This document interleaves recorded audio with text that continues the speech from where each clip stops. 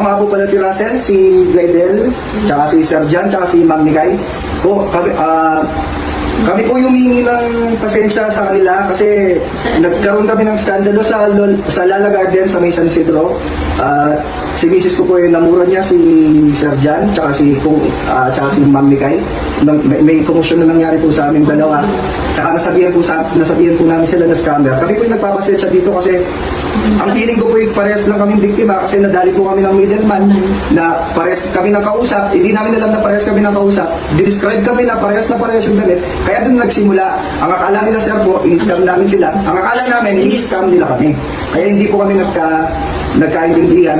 Ngayon po, samahan nyo kami na mag-spread ng awareness kasi nakapaglabas po kami ng nakapaglabas kami ng pera. Ng pera po. Sa kanila, sa amin po pera ang nawala sa amin. Sa kanila po is yung pamilya po. Tubers Clippers, making long news short. Subscribe now.